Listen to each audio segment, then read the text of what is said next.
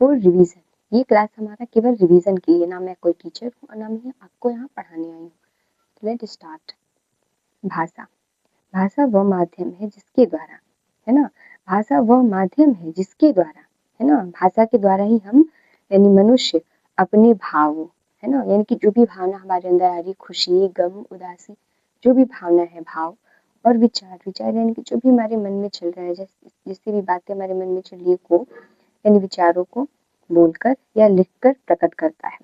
बोलकर यानी कि जब भी हमें कुछ कहना होता है, जो भी हमारे विचार है, भावों को हम बोलकर भी प्रकट करते हैं। जैसे कि आज मुझे भूख लगी है ना, है ना, भूख यानी वो तो एक भाव है कि अरे मुझे भूख लगी है, लेकिन वो हम कैसे, यानी हम बोलकर प्रकट करते हैं, है ना। भाषा में एक और भाषा होती, एक और प्रकार होता है जिसको सांकेतिक प्रकार कहते हैं, लेकिन वो उसके बारे में अब ज्यादा पढ़ाया नहीं जाता है। सांकेतिक भाषा जिसको हम संकेत के माध्यम से बताते हैं। तो यहाँ हो गया बोलकर, है ना, यानी हम बताते हैं, बोलकर बताते हैं कि मुझे भूख लगी है, मुझे प्यास लगी है। या लिखकर, लिखकर यानी कि अगर हम डिजिटल जमाने की बात करें तो चैटिंग, जिसको हम कहते हैं मैसेजेस या चैटिंग, है ना, यानी लिखकर यानी लेटर लिखना, पत्र में भी हम अपने भावों को बताते हैं, है ना, जैसे मैं तुम्हें बहुत याद कर रहा हूँ या तुम्हारी बहुत याद आ रही, इस टाइप से है, लिखकर प्रकट करता है। ठीक है, यानी भाषा को मनुष्य अपने भाव और विचारों के द्वारा लिखकर प्रकट करता है। और जो वर्ण होते हैं वो भाषा की सबसे छोटी इकाई होती है ना। जैसे अगर हम लिख रहे हैं क्या, ठीक है, तो क और य बिना वर्णों को जाने तो हम नहीं जान पाएंगे क क्या है, य क्या है कि नहीं। तो भाषा के दो प्रकार होते हैं, ठीक है, भाषा के दो प्रकार होते हैं, लिखित भाषा और मौखिक भाषा। लिखित यानी कि जिसको हम लिखकर प्रकट करते हैं, है ना, जो भी मैंने बताया कि लिखकर प्रकट करना, ठीक है।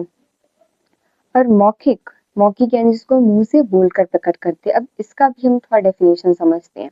लिखित भाषा जिसे लिखकर प्रकट किया जाता है, ठीक है, जैसे कि पत्र वगैरह हो गया, पत्र हो गया जिसमें हम लिखकर, और डिजिटल जमाने में जैसे चैटिंग हो गई, मैसेजेस हो गए, ठीक है, हम लिखकर भी हम बात करते हैं, ठीक है, भाषा के द्वारा अपने भाव को, विचार को हम प्रकट करते हैं। दूसरा आता है हमारा मौखिक भाषा। अब मौखिक भाषा है जिसे हम बोलकर प्रकट किया जाता है, जिसे हम बोलकर प्रकट करते हैं, मुंह से बात करते हैं। व्याकरण, तो यहाँ पर देखिए अब जो ये व्याकरण है ये और भी इंटरेस्टिंग है। व्याकरण, व्याकरण वह माध्यम है जिसके द्वारा मनुष्य शुद्ध शुद्ध बोलना तथा लिखना सीखता है। अब यहाँ पर देखिए कि व्याकरण वह माध्यम है जिसके द्वारा मनुष्य शुद्ध शुद्ध बोलना तथा लिखना सीखता है ना। तो शुद्ध शुद्ध बोलना तथा लिखना सीखता है। व्याकरण ही किसी भाषा को उसका मानक रूप सिखाता है, बिल्कुल सही। अब व्याकरण ही, तो हम इसका थोड़ा सा एग्जाम्पल देखते हैं कैसे। तो आइए एग्जाम्पल देखते हैं। मान लीजिए कि ये मैंने लिखा टवर्ग का ण, तो आप इसे क्या पढ़ते हैं, बहुत से लोग न पढ़ते हैं, जबकि इसका उच्चारण र जैसा होता है। जैसे कि गणेश, ये जो मैंने लिखा है इसको हम क्या पढ़ेंगे, गणेश, है ना। अब शुद्ध रूप में हम आते हैं एक और, मान लीजिए ये हो गया मात्रम, है ना, ठीक है। ये हम पढ़ने में तो बिल्कुल सही है मात्रम, लेकिन ये लिखा क्या सही है, नहीं, ये गलत लिखा हुआ है। क्यों, क्योंकि जब हम ये मात्रम लिखते हैं तो इसके नीचे एक छोटी सी डंटी लगाते हैं ना, एक छोटी सी डंटी, है ना। तो ये हमारा हो गया सही, ये हमारा हो गया सही हो गया, है कि नहीं। तो अब यहाँ पर देखिए, तो जैसा कि है कि व्याकरण हमें सिखाता है शुद्ध शुद्ध लिखना और शुद्ध शुद्ध बोलना, ठीक है। अब जैसे कि यहाँ पर हमने ये देखिए, ये शुद्ध बोलना हो गया, है ना, इसका उच्चारण होता है शुद्ध बोलना, ठीक है। ये जो नीचे हमने लिखा है वो हमने शुद्ध लिखना सीखा, शुद्ध लिखना, है ना। अब जैसे देखिए विद्यालय,